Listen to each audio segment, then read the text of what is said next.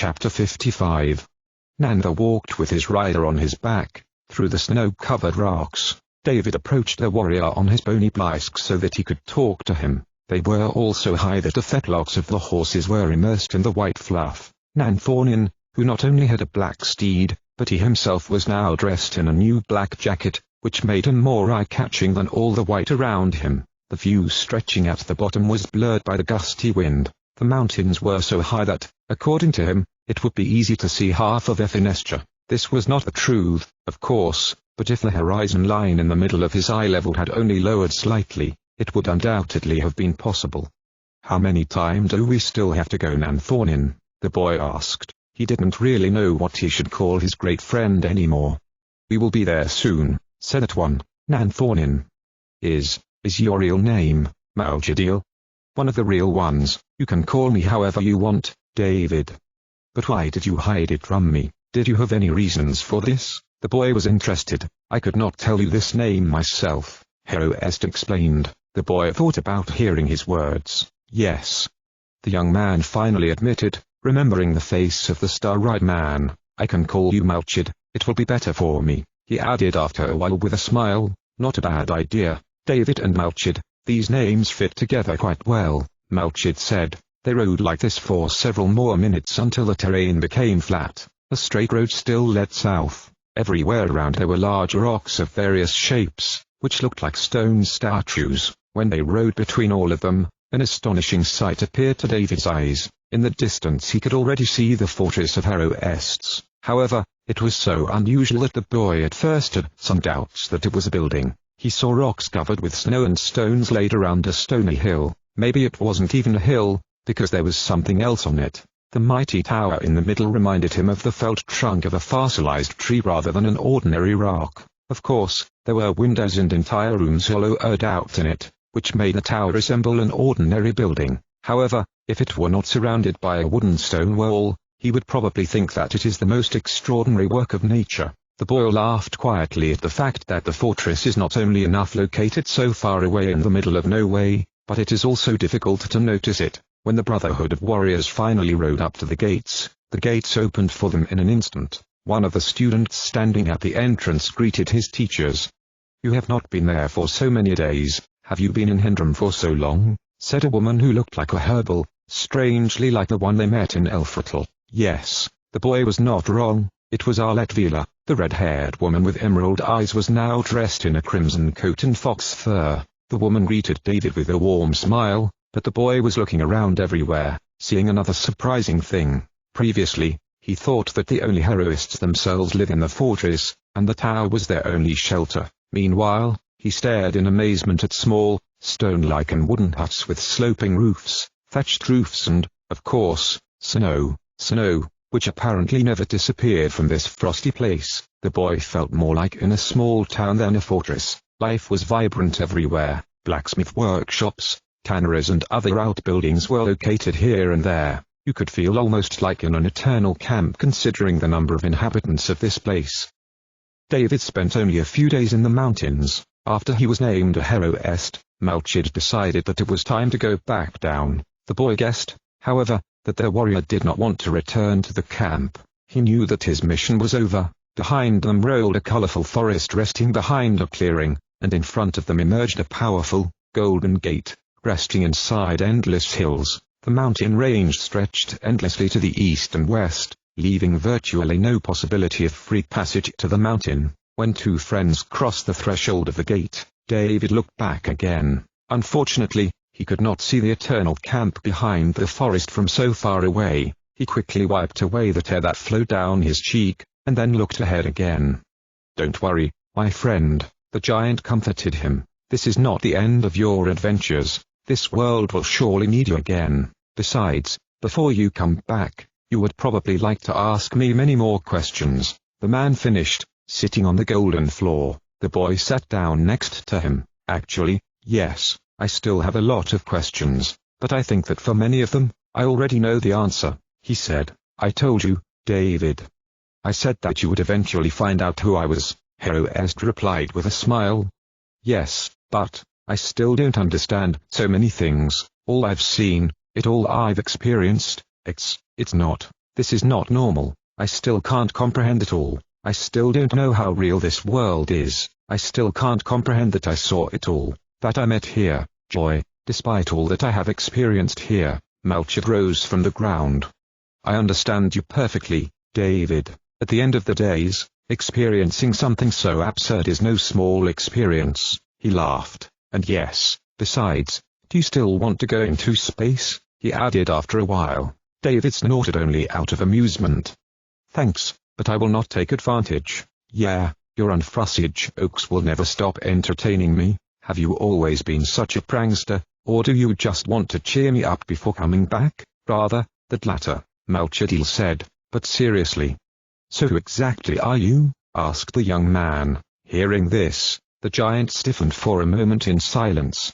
I thought you already knew, you even talked about it yourself, he finally said. Yes, I know, but I still can't comprehend it all. You know, well, I am, kinda, beginner, not matter. I'm also a beginner, the warrior replied to him with a smile. How's that? The boy was surprised. I mean my current job, David. I have not always served here as a warrior. I used to be more of a messenger. What a messenger? David was interested. I know that my ruler has already told you a little bit about who I was. It's time for me to tell you my story now, said a luminous man. Melchett entered a dark tent. The sky was enfolded with such dense, dark clouds that the rays of the sun were unable to break through them. There was more and more darkness and silence. Friend, it's about to be too late. You must return to your son, he said to the figure lying in bed. Noah and his family will survive. However, it is time for me, Melchett. I'm already 777 years old. The Creator promised me a peaceful death before he poured out his wrath on this earth, Lamech replied. And where is Methuselah? Asked the giant old man. My father was promised to see the destruction. He is probably waiting for it, in our mountains. With his death there will be annihilation, as my grandfather Enoch foretold. Don't worry, my friend, he will not enter the ark. After all, he is older than me and is about to die, Lamech said, allowing himself a slight smile. But you're already dying. Why does your father want to stay here instead of being buried in a better world? The giant lamented. It doesn't matter, he just dies like all of us. There's nothing you can do about it. We humans live and die, but we will both see his kingdom. You too will return to the Creator. You know perfectly well that this will not be the truth. I too will remain punished. The Creator will never forgive me for what I have done, said the fallen angel. No, my friend, the Creator is merciful and just fair in his judgments. This fallen humanity will be extinct, but you can survive. You still love the Creator and have decided to turn your back on the kingdom of this world. You were not deceived by the deceiver and you decided to protect the remnants of creation. You did not have intercourse with the daughters of men, but you sincerely wanted to help humanity. My son and grandsons will usher in a better life in this world, and we will meet in the kingdom of light. When the old man said this, he began to cough unpleasantly. His condition began to deteriorate unexpectedly, so he took air into his lungs to finish his last statement in his life. Do not think that the Creator has abandoned us. Everything he does or doesn't do is out of his love. The deceiver became the master of this world because this sinful mankind wanted it. However, it is time to end this. You must survive, Melchett. You must bring light to the world to come, so that the world does not once again become a kingdom of darkness. The old man again began to cough terribly. Melchett approached his dying friend and sat down next to him. Do not forget about the world we have created together, Lamech mumbled, pulling out a golden chain from under his sheet, on which was hung a shining jewel. The pulsating light immediately illuminated the interior of the dark tent. Bring hope to the future inhabitants of this world, Melchett. Make people become warriors like us, to guard creation and not to turn away from the Creator. But I'm not a warrior. The Creator did not give me a shield and a sword. He created me as a servant of Gabriel. The Creator did not make you a warrior, but he did not create me for them either, my friend. My father's sword never made me a warrior. It was the Creator who appointed me to it. Man does not have to fight with a sword, for he has no power to kill darkness with something of the substantial. You, however, have the power to fight the darkness with a blade. No, I don't have that power. I have been deprived of divine light. I stopped hearing even his voice. I have become like you by becoming carnal. I can't go back to the stars and stay safe. You can stay safe, Lamech replied weakly, "and you can take this star with you, into his kingdom, so that in the future someone can experience the same thing as me, so that he can also becomes strong and learns the truth about himself." He finished, placing a shining jewel in the hand of a giant. "Now goodbye, my friend, preserve this gift for future generations and keep moving towards the path of the Creator." Melchizedek shed tears, seeing that he was about to die. Unfortunately, he could not see that his tears were taking on a golden glow. Lamech saw this, however, and he smiled at the giant.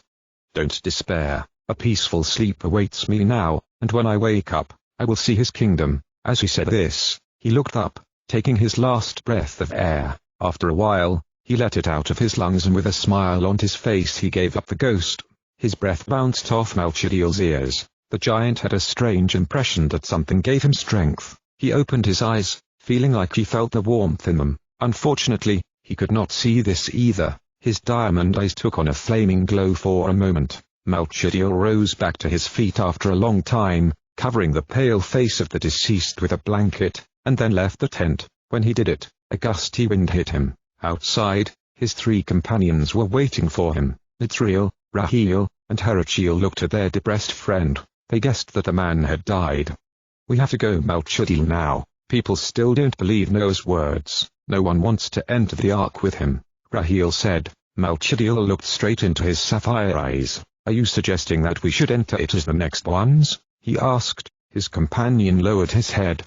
"You know perfectly well that we can't do that. Only humans can survive. For us, this is the end. We will rightly perish with all these blind humans. Like them, we have forgotten the voice of the Creator, we have forgotten how his light looks like, and like them, we have taken delight in darkness. We have all fallen. Remember the last time you heard his voice? When did we see his brilliance? We remained blind and deaf. We have become like our old brothers who followed the deceiver." "You're right," Rahil admitted. "The Creator will spare only the purest of all his people." He added immediately afterwards, looking back. Behind him were thousands of people who pointed their fingers at the half-gray-haired man who was standing on the roof of his gigantic building. Noah screamed that the end is near and his door is still open, but people mocked him. The old man had been calling out to them for many months, and the black clouds had been on the sky up for 7 days since the Creator had commanded him to come on board, but they still continued to mock him. They thought he was just a madman who thought he was walking with God himself and hearing his voice. Such news was unacceptable to them. People only wanted to believe what they wanted to believe, namely, that this madman, who has been sitting there for a week, will eventually cease to convert them, and their earthly kingdom will last forever. Melchizedek looked at all this from a distance and became angry to see people begin to kill animals and then throw its remains at the wooden construction. They knew very well what Noah was hiding inside. After a while,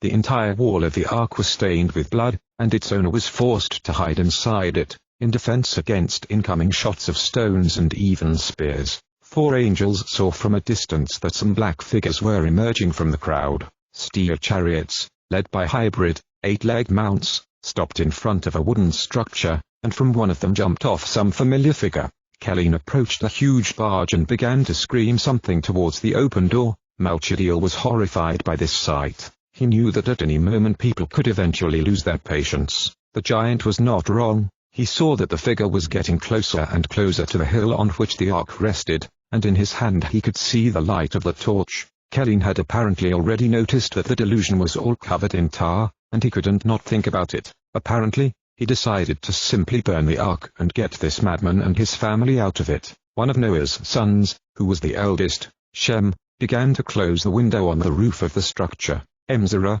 Noah's wife, barely stopped her youngest, most warlike son, Japheth, who wanted to shoot Kelleen with a bow. Japheth's twin sister, who was his own wife by the way, proved to be as vehement as he was, but she could not do much when the window was closed. Irila, Shem's wife, unlike Raineh, was not the sister of her own husband, but for many years, taken in by Noah, she herself hated Kelleen but them she threatened as her own family. It was different with Ham, who met his woman just 2 weeks ago, so no wonder that Kenya was most worried about the situation, and Noah had literally kidnapped her earlier from the hands of soldiers who wanted to feed their monsters with the blood of a young, disobedient slave. The black woman was grateful to Noah who saved her, but the thought that she was now in the ark and was about to marry his almost stranger son gave her a headache. all the more so because the structure in which they were was about to burst into flames. Meanwhile, the four giants began to rush to the rescue of their friend and his family, but as they ran down the hill,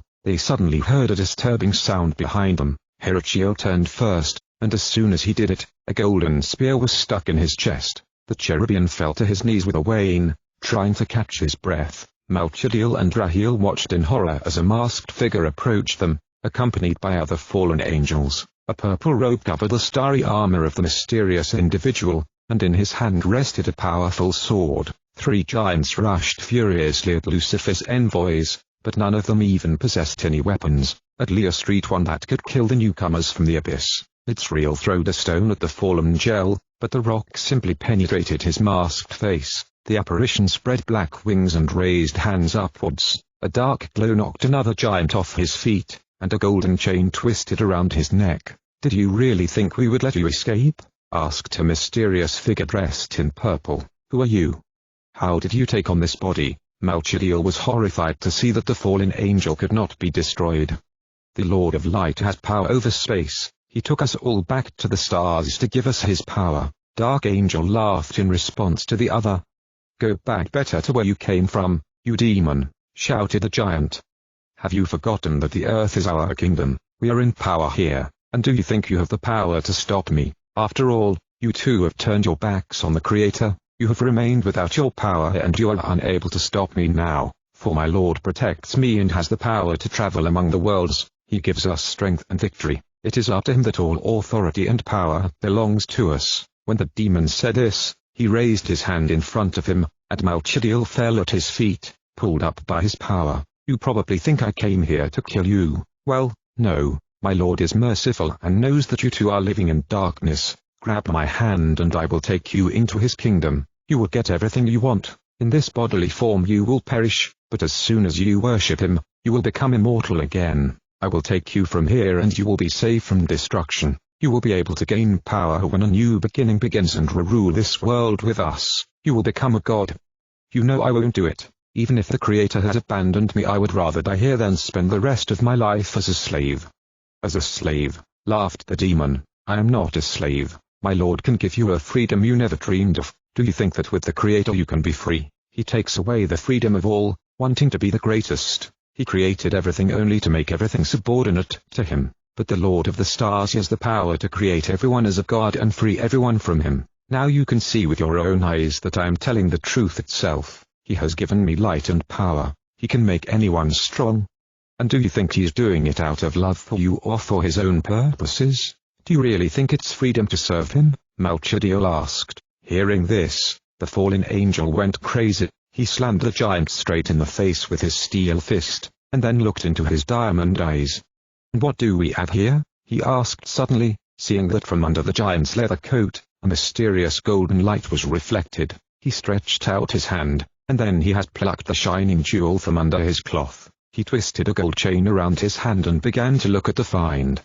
"I have to admit that you surprised me a lot, brother," he said. "I didn't think you would be capable of such a thing. Do you think that you can take away the property of our Lord just like that?" he added. TWOU knelt in silence. "And so where you found it, how did you gain access to my Lord's Stargate?" The demon began to yell unexpectedly.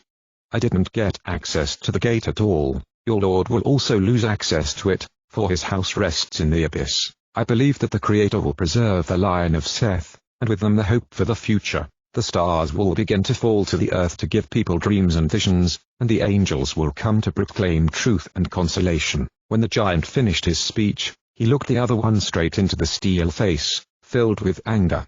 "None of his angels will be able to come here anymore. The Creator has forbidden you to come here. He punished you for having come down from the tree of life," said the demon. "We have not been punished for going down to earth, but for doing so without the Creator's consent. He punished us for disobedience, as well as man," TWOU replied. On the mask of the demon there was an expression of mockery. "If you say that the stars will begin to fall to the earth, and the slaves of the Creator will proclaim the good news to men, let me destroy your dream." When the monster said this, he pointed him to the ark resting in the bottom. TWOU saw Kelleen still crying out towards the open door, with a torch in his hand. "Let me tell you now of my great dream. Your friends will be burned alive in this lovely boat and the whole line of Seth will be extinct. and when the Creator swallows this world in water, I will take Kelleen to the backworld during this time. Together we will survive, and you will perish. With all these scans, no one but only the descendant of Cain will survive, and the world will once again become our kingdom. My Lord will take us to the Starry Gate, and I will become the god of human minds. If the Creator wants to drown this world in water, I will sink this one into the fire," shouted the apparition, pointing the giant to the golden jewel. "I'll take this star deep into the abyss, where it will be safe, and that fool up will not stop me. Regret not listening to my advice. You keep choosing a Creator who has abandoned you, and instead of fixing the world, he decides to destroy it. He is a monster just like all these Kyrian hounds. He himself said that he created them all in his own image. All this dirt will be washed off from the face of the earth. So you too." The last words sounded almost squeaky. Merenthiel hung a gold pendant around his neck and then looked around at the giant's companions. "Do you also want to share the fate of your stupid friend? Do you also think that it is worth serving people?" he asked. Herachiel, Mitzriel and Rahil knelt in silence. "Think carefully, my brethren. The Creator has abandoned you. You only have two choices: stay here and perish, or go with me and serve the Father of Light. Many of you have decided to take this path. You too can survive and regain your power." Merenthiel kept shouting. "I'm ready to die here. I deserve to be punished," said the first Herachiel, severing a golden spear from his body. Copper blood poured profusely on the ash-grey soil, blurring in it without a trace. "Since we became weak, I've learned about one thing. Power is not the only way to victory. By stumbling and suffering like humans, we have become stronger in our faith. The Creator is gracious and reluctant to anger. To him I entrust my further fate," he added after a while. Hearing this, the demon began to scratch his silver face in a frenzy. "I wanted good for you, and you repay me like that. Are any of you also willing to die for this fallen creation?" he screamed, pointing them all four to the crowds gathered under the ark.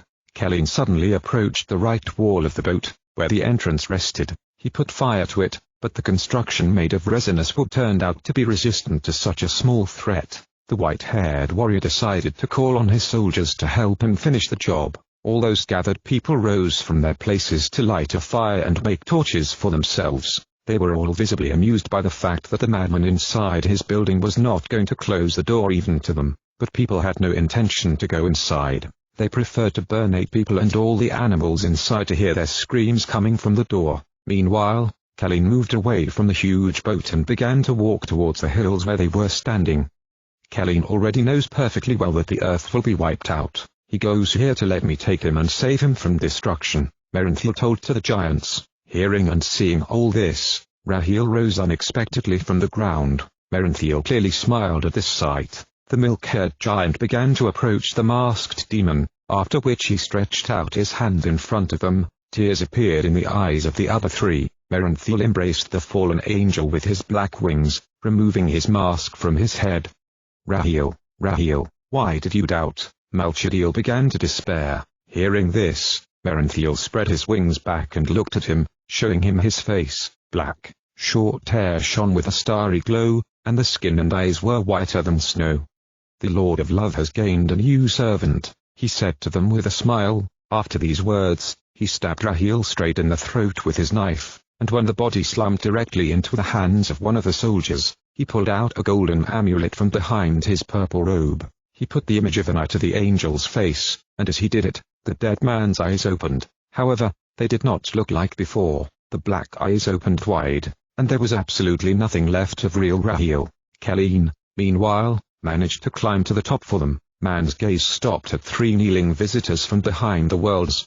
"I would like to say goodbye to you before I leave. I know you were very close to my father," said the old man. The once black hair was now completely grey, and the smooth skin, wrinkled like old paper. His appearance was even more terrible than before. His pale complexion even blended with his hair into one whole color. Black robes, decorated with gold, hung on his hunchbacked back, and silver covered his entire chest. The old man bowed clumsily before the 3 of them, and then he turned to Merenthiel. "Take me now, my friend, to your space-time. I will usher a new order by your side when the world will be reborn." The demon embraced his servant with his wing and walked a few steps away with him. Immediately afterwards he raised his hands upwards and began to cry out to the sky.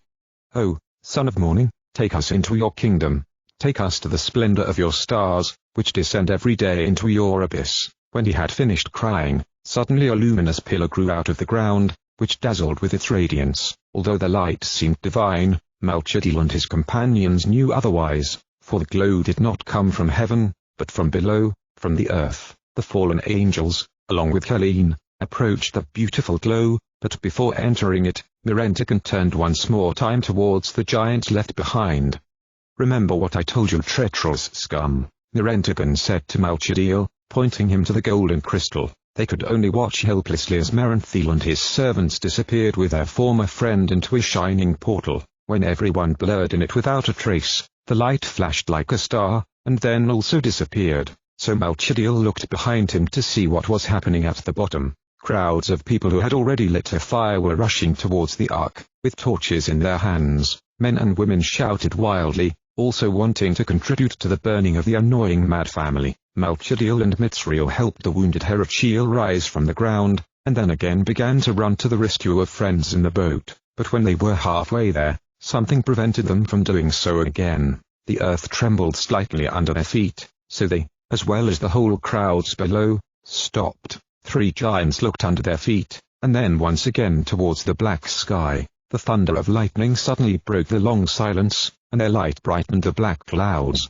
Malchadil was surprised when a drop of water fell on his hand. He had never experienced such a sight before. Never before has rain fallen on the earth. Could it be that the Creator was about to flood this world by opening the vents of heaven? His thoughts did not last long, because he was unexpectedly knocked off his feet when the hills in front of him trembled. Water began to gush out of the ground, as if someone had suddenly turned on hundreds of huge fountains. The pressure coming from inside the holes was so strong that the water rose hundreds of meters upwards. In just a second, terrified people, they threw away all the torches extinguished from the water and began to run in panic to all sides, completely forgetting that the door of the ark was still open. Rain and splashing streams of water left behind mud in an instant. Water gushed out suddenly in another place, but this time it exploded right in the middle of the screaming crowd. The bodies of the unfortunates shot up along with hundreds of tons of water, and the torn limbs fell with the rain to the ground, staining the puddles with blood.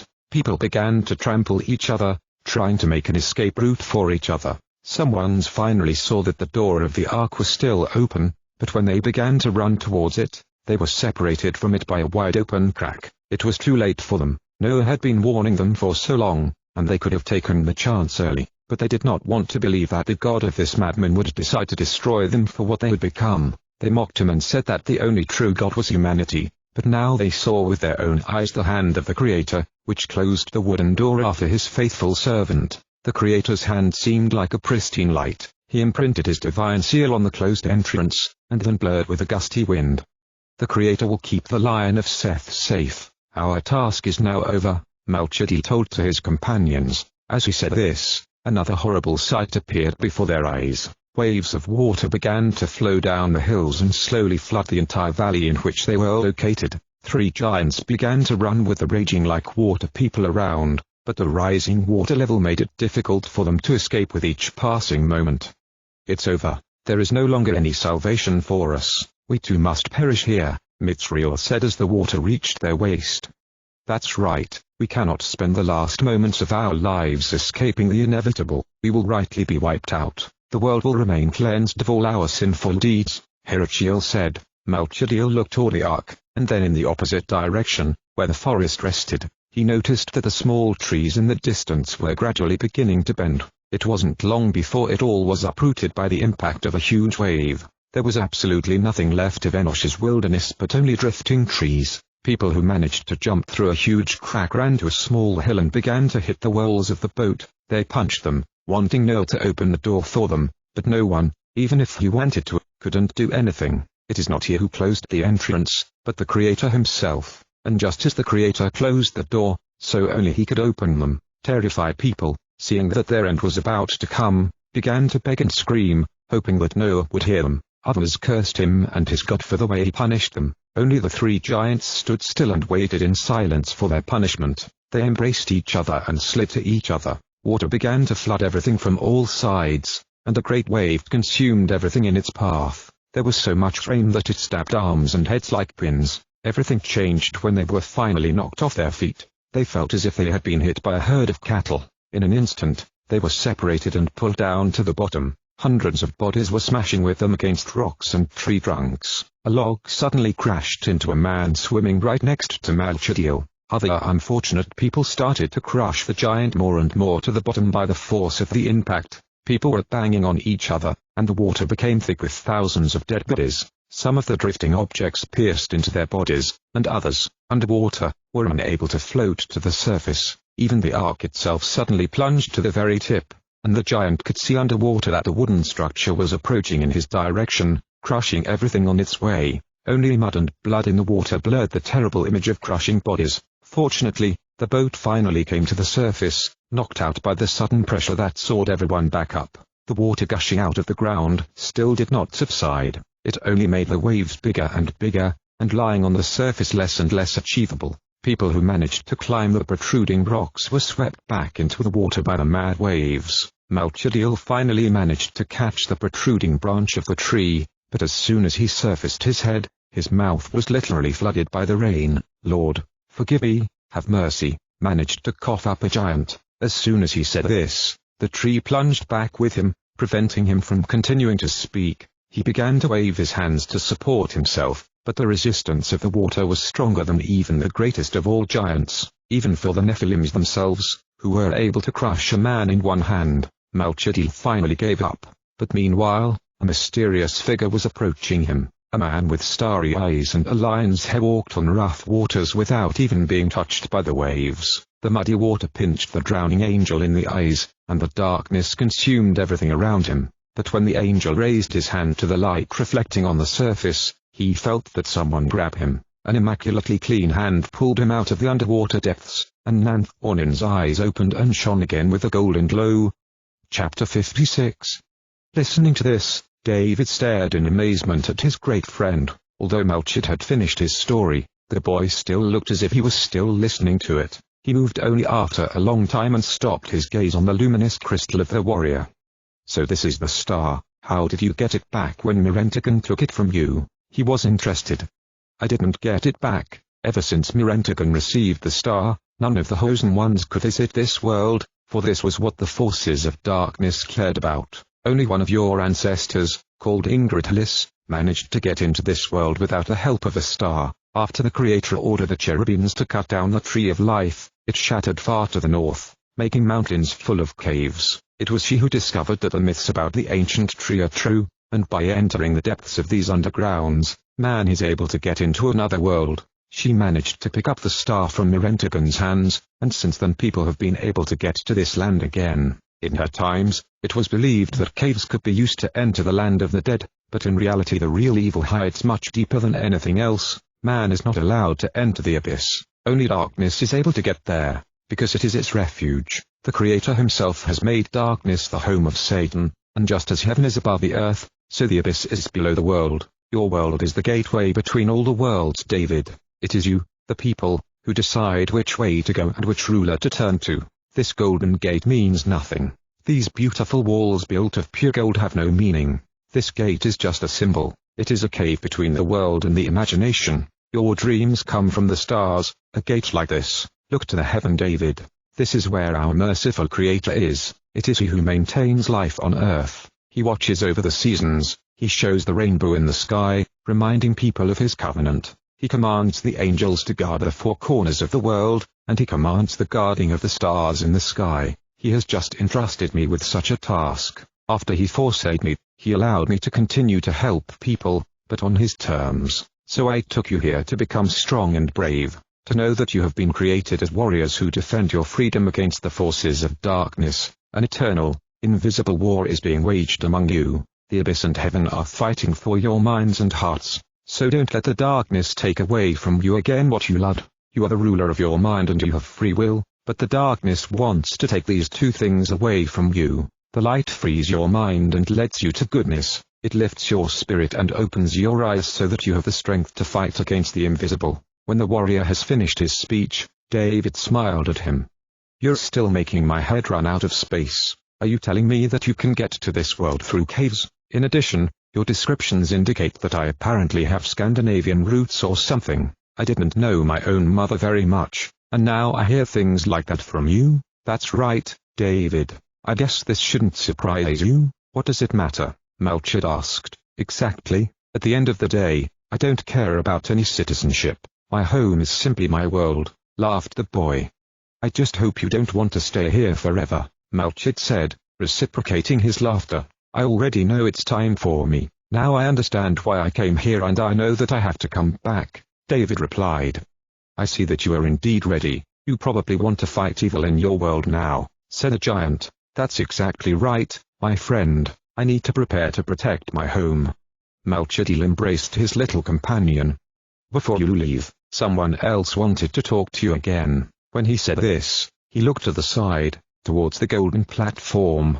So David did the same, and a figure familiar to him appeared to his eyes, standing at the end of the cave. The Creator illuminated the golden walls with his brilliance, and the darkness in the corridor blurred without a trace. Melchett grabbed the boy's hand and they began to walk together towards the figure. Starry eyes turned towards the newcomers. When they stopped in front of the platform, he came down to them to get closer. I have opened your eyes, my son, so that you may open them to others. I have taken you here to let you know what the struggle between darkness and light really is. Now, you know that this battle is not just about stories and fairy tales. This battle is real and is being fought for you, in each of the worlds. Now, as a changed man, you have the power to fight the forces of darkness. Remember that your kingdom does not come from your world and no nationality. You are a human, my son. Your body is only dust, but your spirit is my breath. Until it stay in the body I dwell in people's hearts. Help others understand this, so that humanity will remember that I am closer than they think. Thanks to you, let them remember that a man is free. He has the power to hear me. Darkness wants to get rid of this gift, because man without his will cannot call himself a man. I created you as free to sincerely love me. It is freedom that makes you human. Darkness, on the other hand, wants man to do only the will of darkness. However, evil has been defeated, and I forgive everyone who, despite their mistakes, repents. Remember that I am always with you. After these last words, the Creator hugged the boy and carefully began to pat him on the back. David burst into tears. He felt as if he was being hugged by his own father, whom he never had. Remember, son, even when you don't see me, I'm in you. Remind people to do this so that they do not only care about what is bodily, but also what they have in themselves. They must know that man is determined by the spirit, not the body. By renouncing my spirit, man is only dust. Protect others from these mistakes, because the day is near when mankind will fall as it did in the days of Noah. Evil is preparing for the final attack. It wants to deprive humanity of free will so that they cannot decide on a better fate. So save them, Commander. The people who serve me are tasked with saving those who give up. When the Creator also embraced Melchett, they both climbed the platform.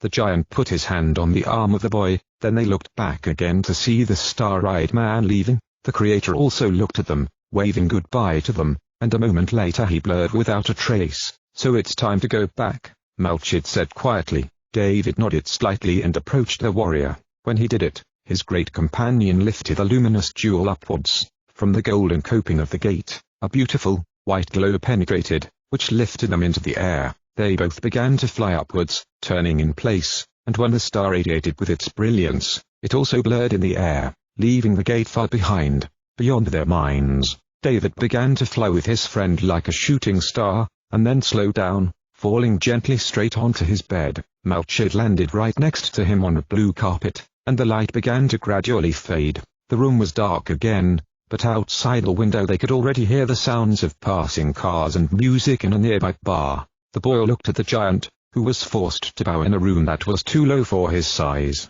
David sat still in silence, staring at the man, and the man unexpectedly turned into a winged, shining figure. The boy bulged his eyes at the sight of this beautiful change, but after a while he calmed down. Now you know who I am, Melchett said. David only smiled in response. Only after a long while he mumbled, "You are an angel."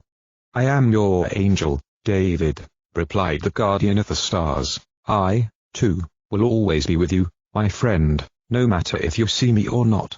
He began to speak, "But now you have to learn to be independent. The Creator and I will always help you, but there is nothing we can do instead you. Now you have a new task ahead of you, but a much more difficult one. For this you must trust your faith to survive. Evil will try to get you back, and darkness has the power to impersonate the light. Even the deceiver himself has the power to transform himself into an angel of light to deceive with his splendor. So we will be with you wherever you go. Remember, however, that you can fight not only with a sword. Your mission is to save the lost. You must help Max free himself from the snares of darkness before the darkness completely ingests his heart. The messenger finished. Hearing this, David turned into hearing. Max has experienced a lot of bad things, the same as you. He never wanted to be like he was, but he never had a good role model. His mother died immediately after giving birth, and his father could not come to terms with it. He began to blame his son for her death and tried to drown his sorrows in alcohol. Eventually, he fell into an addiction, and Max runs away from home every day to avoid his own father. If you ever thought that Max wanted to do what he's doing now, you have probably never met him. Just like you, he cried into his pillow every night and felt abandoned by everyone. That's why he's in bad company and steals from you to just fill his stomach. When Melchett had finished speaking, David literally burst into tears like a small child.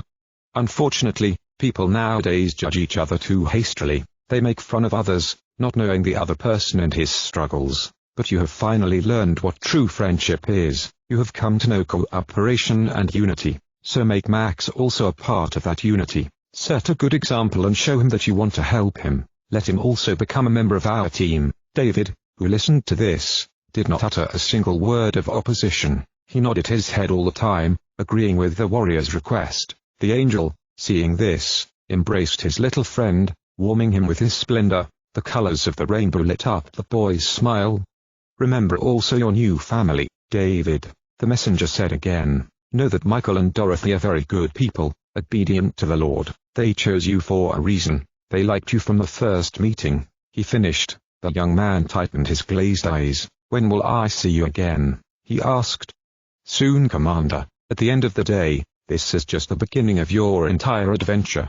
Melchett rose from his knees and took a few steps away. See you soon, hero. Saying this, he covered himself with his own wings, and then disappeared with the light. When this happened, David woke up and tore off his sheets. Springing out of his bed, he opened his hands and realized that his lost finger was back in its place. He also felt, however, that unfortunately he did not have so much energy in himself. He realized what kind of muscles he had developed in an unknown world only when he lost them. In addition, he noticed that his right cheek hurt him terribly. He remembered what was causing this only a minute later. Despite this, the boy became a completely new man, and there was no more sadness in his heart, so that his face still had a smile. After a short time, he heard the sound of the door opening. The light turned on in the corridor and Michael knocked on the door. The young couple entered the room and were glad to see that the boy was awake, waiting for their return. Dorothy was going to pull out fresh donuts for the boy, brought straight from the bakery, but she didn't even have time to reach for the plastic bag when the boy threw his arms wide open unexpectedly around her neck. Both adults were at first slightly shaken, but after a while they smiled at the sight of the boy's happy face. They didn't even notice that his cheek was all swollen, because his expression covered everything bad on his face. When David also hugged Michael, his eyes flooded with tears of happiness and gratitude. Now I know, I live for a reason, he said in his mind. The next day they weren't so laughing. When Michael and Dorothy found out what had happened yesterday at school and saw David's bruised face and the lack of a school backpack in the closet, they decided to intervene. However, the boy asked them to settle the whole matter after lessons. They didn't know why the boy wanted to wait instead of complaining right away, but in the end they agreed. However, they did not intend to let him go to school alone, and since they had their own company, they could easily devote time for him. So they delivered him by car to the very door of the school and left with him to spend the whole day at school. When David found his backpack, fortunately intact thanks to the janitor, he went to his first lesson. Meanwhile, his tutors went to the headmaster to tell him what happened yesterday. Teachers reacted, of course, immediately, because Max has been threatened with expulsion from school more than once. They came to the conclusion that the young man apparently did not intend to be a better student, and his aggression became more and more unpredictable. David's tutor also received this message. The boy had just the fourth lesson with her, and she taught Polish language. She stared in amazement at the boy, who, surprisingly, was diligently doing his work, despite his bruised face. She had never seen a boy perform tasks so willingly. Even Esther herself, sitting next to him, was impressed. "What happened to you?" she asked. "I just want to do what I need to do and have peace of mind for the rest of the lesson," the boy replied. Juliet Robinson, who was a fresh student at the school, who was sitting in the back, also noticed a change in him. Unfortunately, she had a problem with the Polish language, because she came straight from Great Britain to spend at least the rest of her childhood among her maternal family. Of course, she could speak Polish as a half-Polish girl, but you could clearly hear her English accent. The teacher was, of course, very understanding to her and did not burden the girl with her subject, but she wanted her to learn a bit one of the most difficult languages in the world. Interestingly, Julia herself wanted to go to this strange country, because it was here that her mother and grandmother were located. The parents had been separated for several years and the father had been working forever and was not very interested in his daughter. He thought that by giving her money and countless gifts every week, she would love him forever, but he was wrong, because she needed a father, not Santa Claus, or rather just Claus. So they both decided that she would be better off here, in her grandmother's big house. Already on her first day of school, she felt like she was on another planet. There are no uniforms, and there were strange looks of students at the sight of her clothes. Julia often wore various skirts instead of trousers or sweaters sewn by herself. After a few weeks, however, she got used to it and she sneezed at the local teaching system, which was comparable to the science of alien civilizations. Despite this still, she preferred to be here because she had at least a loving family here, and her father, who still sends her only money, will not see her more often anyway, because he was never at home anyway. Meanwhile, David looked at her. The other one just glanced at him diagonally, and then turned her eyes on the paper again. "I can help you a bit if you want," he said. A girl with light, slightly ginger hair, looked at him again uncertainly. She grimaced at the sight of a painting depicting the aggression of the local students. David's face looked at least uninteresting. If someone in her country did something like that, I think he would immediately go to a special school, she thought, but was not sure. Esther, seeing that the boy was sitting in front of the desk of a shy schoolgirl, decided to join them. The teacher opened her mouth in amazement when she saw 3 students studying together. Since when has David behaved like this, and since when has he exerted such a positive influence on such a good student as Esther? She looked at the young man's line work to see what he had written. There were a lot of spelling mistakes in the story, but the story and the way he wrote the task was captivating. Tom and Matthew stared at the teacher's gaping mouth and lips, not knowing what to think. What happened to David? After all, he has always had such tasks somewhere deep in the black hole, said Casper, addressing his 2 classmates. The teacher, meanwhile, looked like she was enchanted. The pupils of her eyes did not deviate from the paper for a moment. "Do you see Mrs. Puziniak's face? It's a such sick joke," said Peter. "What as?" "He probably wanted to raise his grades and download some story from the internet. You'll see," said Isabel.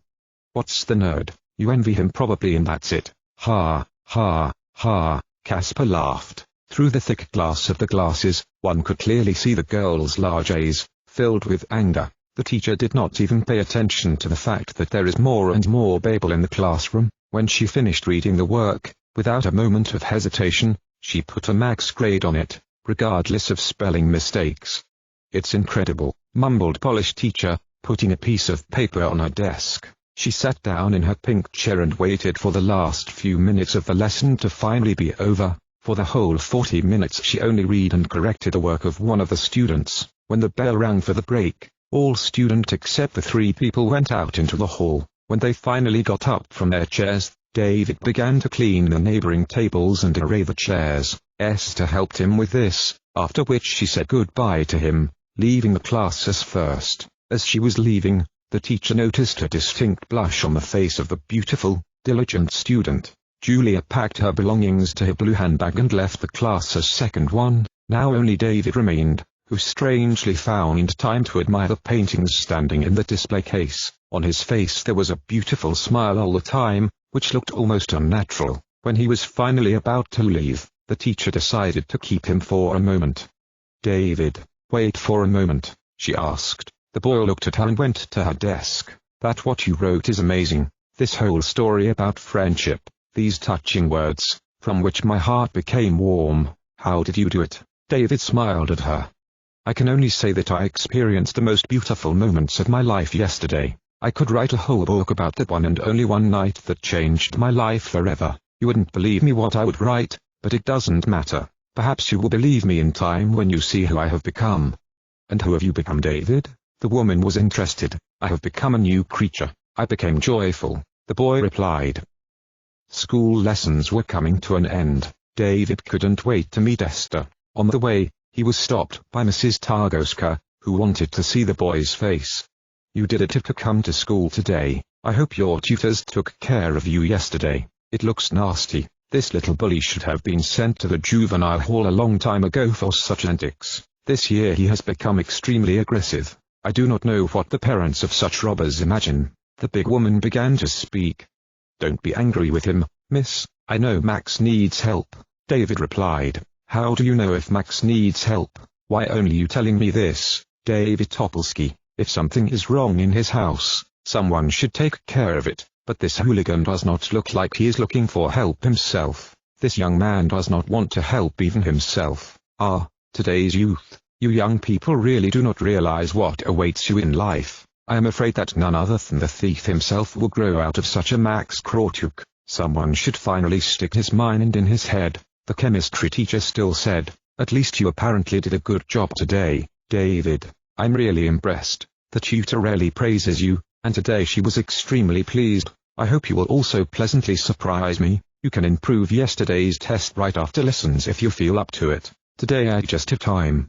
"Thank you, miss. Maybe I'll come," the boy replied. He was glad the district teacher had finally noticed some positive change in him and found time to talk to him for a while. "Goodbye, miss," cried the boy.